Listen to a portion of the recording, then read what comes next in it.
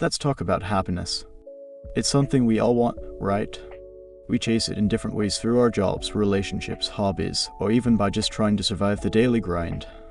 But have you ever stopped to ask yourself, what does happiness actually mean? Is it just feeling good all the time?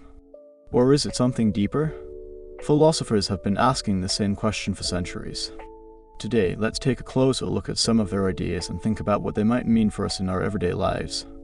Spoiler alert, it's more complicated than you think. One of the oldest and simplest ideas about happiness comes from the hedonists. Hedonism is the belief that happiness is all about pleasure and avoiding pain. Basically, if it feels good, it must be the right thing to do. Think about the joy of eating your favorite meal, binge watching a great show, or even just getting an extra hour of sleep. According to hedonism, those moments of pleasure are what make life worth living. On the surface, this sounds pretty great. Who wouldn't want a life filled with fun, comfort, and enjoyment? But here's the catch, pleasure doesn't last. Once the chocolate cake is gone, or the show ends, what's left?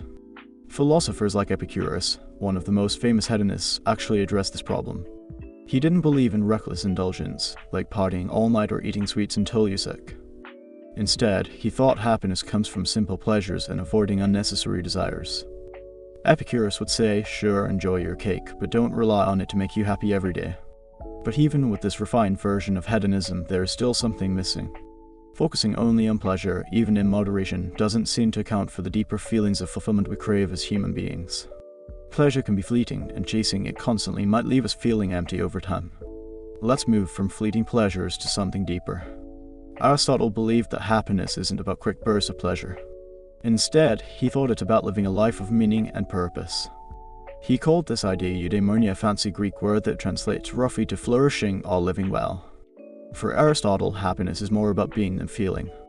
It's not just about how you feel in the moment, but about whether your life as a whole is heading in the right direction. So how do you achieve this? Aristotle thought it came down to using your skills, talents, and virtues to live a life that's aligned with your values.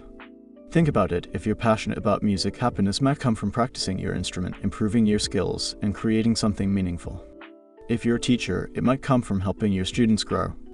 Whatever your path, Aristotle believed true happiness comes from striving to be the best version of yourself. But let's be real, it's not easy to live a life of purpose. Aristotle recognized that external factors, like having enough money or supportive relationships, play a big role in our happiness. It's hard to focus on being your best self if you're struggling to pay rent or dealing with toxic relationships. Still, the key takeaway from Aristotle is this: happiness isn't a quick fix. It's a lifelong journey of growth, reflection, and action. Fast forward to the 20th century, and existentialist philosophers like Jean-Paul Sartre and Simone de Beauvoir had a whole new take on happiness. They believe that happiness comes from freedom, not just the freedom to do whatever you want, but the freedom to choose your own path in life. Existentialists argued that life doesn't come with a built-in purpose. Instead, it's up to us to create meaning for ourselves. For some, this idea is terrifying. If there's no preset purpose, how do we know if we're doing the right thing? But for existentialists, this lack of meaning isn't a problem, it's an opportunity. They believe that happiness comes from embracing this freedom and taking responsibility for our choices.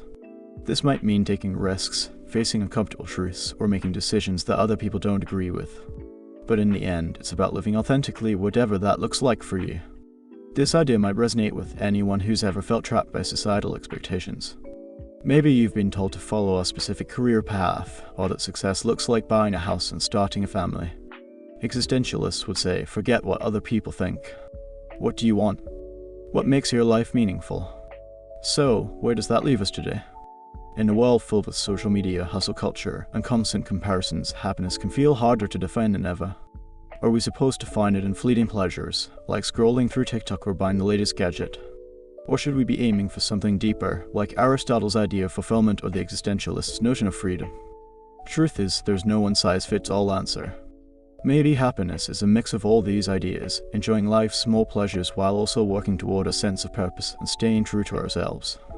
One thing's for sure, happiness isn't something you can buy or achieve overnight. It's messy, complicated, and deeply personal. And maybe that's the beauty of it. Instead of chasing some perfect Instagram-worthy version of happiness, we can focus on what matters to us. So the next time someone asks if you're happy, don't just think about how you're feeling right now. Think about your life as a whole. Are you growing? Are you living authentically?